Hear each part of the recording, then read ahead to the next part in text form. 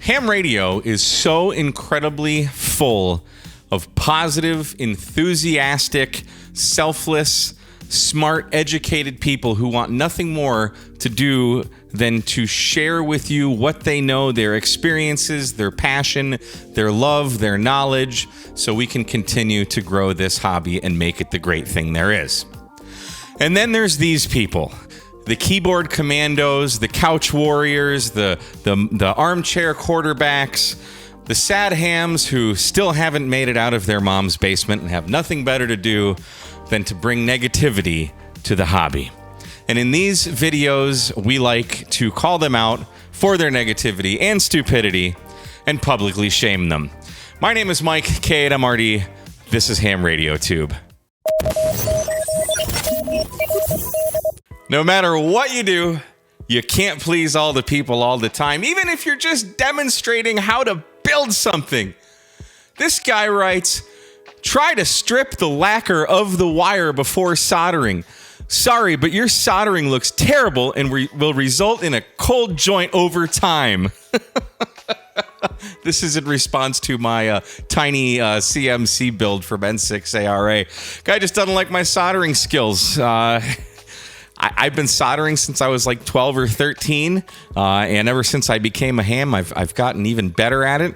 And oddly enough, contrary to what this guy says, I haven't had any cold solder joints. Everything I've done, knock on wood, works pretty darn good. And you don't need to strip the lacquer off of magnet wire. The 700 degrees from my soldering iron does a good job. That's why the device that I built worked. But hey, Mosul Blues 8694, let us know how much better you are than everyone else in the world, because apparently you're the greatest thing to soldering. This next guy is a doozy. This is an email I got about the DX cluster. Just totally random out of the blue. W8TVO says, please do not post POTA on the DX clusters. DX means long distance. So I emailed him back. I'm like, I don't know what the hell you're talking about. I literally never post on the DX cluster. He says, my apologies to you. Someone may have created a spot for you. If someone asks you if you want to be spotted on the DX cluster, say no. Tell them to spot you on the World Wide Web POTA web app. This guy's got to be 96 years old, because who the hell says that? USA, and then he's going to mansplain POTA to me. USA has 425 federal parks, 6,600 state parks, and 779,545 licensed amateur radio operators. Can you imagine if thousands of Americans post POTA contacts to the DX clusters? Many operators chase DX. Well, many operators chase POTA, and this guy actually, I know for a fact, has sent this same email to others, including Ham Radio with K8MRD, and I know a few other people, because I've posted this and talked about this. But yeah, this guy's just off his rocker. That's pretty selfish to think that, like, nobody wants to know if you're on the air, outside of the U.S. Maybe the DX cluster is just for Americans here, so the rest of the world can hunt us or chase us or however.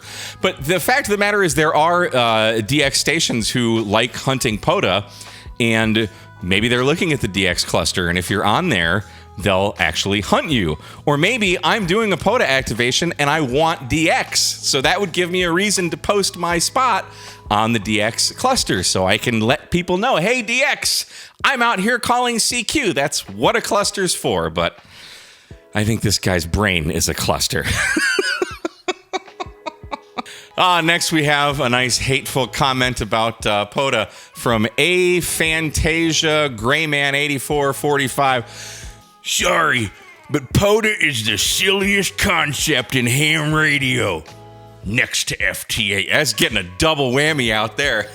Yeah. So this is like one thing, like, one of the problems that I see in amateur radio.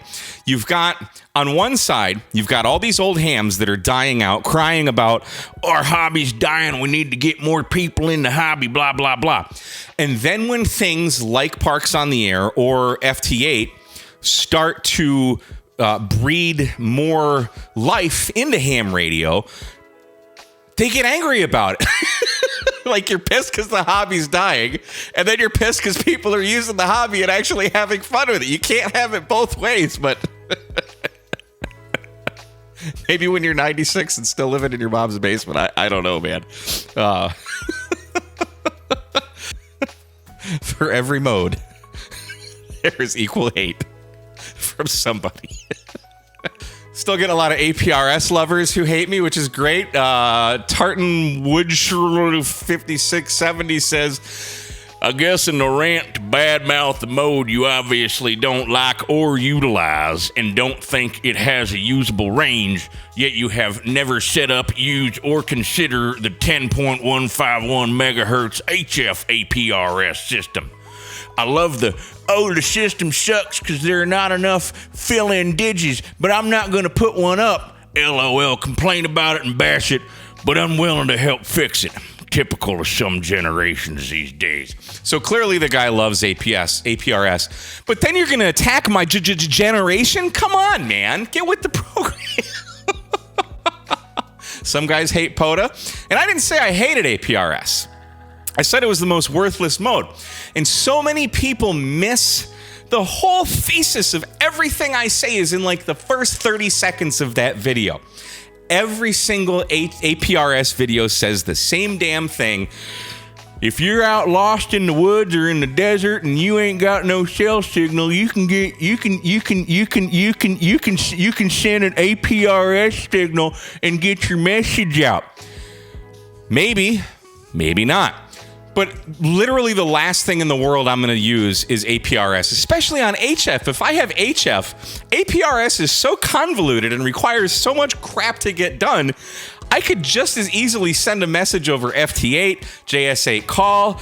I know enough CW to send like SOS and like I could get something out. Or just, I don't know, pick up the microphone and talk. There's so many other things I would do. And use satellite, guys. I'm talking to you. Some guys are like, oh, you could use a satellite. You ain't getting a freaking satellite with a freaking rubber duck antenna on your HT. I'm not saying it's impossible. But even standing with a freaking Yagi is darn near impossible to get on satellites a lot of times. Even for experienced guys, they don't get them all. So shut up. Oh, it's so great, though. I don't even know what video this next comment was on, but this guy's just pissed in general. Stephen Walters, 9891. Is this the shopping channel? Buy more Chinese-made junk. So apparently I was reviewing something from China, which not everything from China is bad. You know, chances are something in your pocket is made in China. But speaking of the shopping channel, did you know that I have an Amazon store where links to many things that I use can be purchased there? Doesn't cost you any more, but I do get a small kickback and some commissions on that, and definitely helps out the channel. So I'll leave a link in the description below. There's the shopping channel for you. So screw you, Stephen Walters, whatever the hell your name was. What was his name? Stephen Walters, yes. Screw you. You can't even change the name of your channel to something stupid like K8MRD radio stuff to Ham Radio Tube. This guy says, Ham Radio Tube. Oh, what's his name? The Rob One Group. Great name. He says, Ham Radio Tube. I hope you didn't lose too much sleep coming up with the new name. I got him, Ma. I made fun of him on the computer. I'm surprised this idiot even knows how to use a computer. The Rob One Group, 6532. That's a great name. No, I did not lose any sleep coming up with that new name. Joke's on you, buddy, because I came up with it when I was on the toilet. Ha! Now, guys, if you're thinking of starting a YouTube channel, maybe you have an old YouTube channel that's been around for years, this guy wants you to know, if you're thinking of doing this, don't compare antennas. This was on which antenna is better, the 49-1 or the 9-1. This guy says, XPFTP says, doesn't matter. They will work diff for everyone. The best antenna in the world is the one you use. So sick of videos like this. Whoops.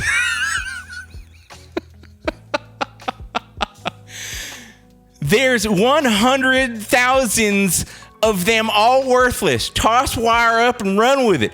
Change it, try diff. Find one you like that works for you. One that is great for you. Won't be good for someone else. Clearly, school was not good for this guy. Why did you watch it? I thought that was an interesting experiment, and I'm pretty sure that video did okay in terms of views and such. So, some of us are interested in things like this. Clearly, XPFTP is not, and he wanted the world to know, 1, he doesn't like this kind of video, and 2, he is the shittiest speller/typer in the world. Now, guys, yes, I have a show called Mailbag Monday where I ask you to write me questions at K8MRD@iCloud.com. Sometimes I don't know the answer, and this guy is really pissed that I don't know everything in the world. He writes, this is on the RF Chokes and Why You Might Need Them Mailbag Monday from just a few weeks ago. He writes, this is Snakes to Wiggle 6084. Do you actually have a ham radio license? How do you not know this most fundamental information? If your transmission interferes with any device, it means you're operating out of spec, illegally even. But I guess you blame the other equipment, and it's never your fault. You jackass. Yes, I literally have a license to transmit. I have an extra class amateur radio license. Yes. And in terms of the interference thing, on like literally any electronic device ever, there's a little disclaimer that says something to the effect of the FCC, this device complies with part blah, blah, blah of the FCC, where it, 1, can't create interference, but 2, must accept interference, much like the speakers in my shack that I did not have proper shielding on. I've since fixed that by putting a ferrite on the 3.5 millimeter cable that goes from my computer to the speakers. But yeah, you're just wrong, buddy, on so many different levels. Yes, I literally have a license to do exactly that. Now, the good amateur radio thing to do would be, if you're causing interference to either yourself or your neighbors, see what you can do to rectify that, whether it's, bringing some toroids over to your neighbor's house and fixing whatever issue is being had. But yeah, literally I have a license. We all have a license to do that. Lastly, some people just hate fun. And Facebook, the POTA Facebook page, is an absolute dumpster fire. So about a month ago, I went to Louisiana, and me and some friends did a 1,000-watt POTA activation. And we had a blast, but one of the guys decided to take a picture of us and post it on the Facebook page of POTA, just to say, hey, we're playing radio. We're doing a 1,000-watt POTA activation. Well, whoo, some people got sure sore on that one. Here's a little bit of the thread. Patrick Wolf says, why on earth would you use 1,000 watts? And one of the guys, Brad, that was with us, says, because we can. Jeremy Duncan says, good answer. That is a good answer. Literally because we can. Patrick Wolf, though, he didn't like that. He says, you apparently don't comprehend that you're just cluttering the frequencies, as you won't be able, listen to this, you won't be able to hear those trying to reach you with 10 watts or 100 watts that hear you. Let that sink in. We've got a hex beam, and a 1,000-watt amplifier, and an ICOM 7300, okay? So because we're transmitting with 1,000 watts, when we're receiving, we won't be able to hear those low-power stations.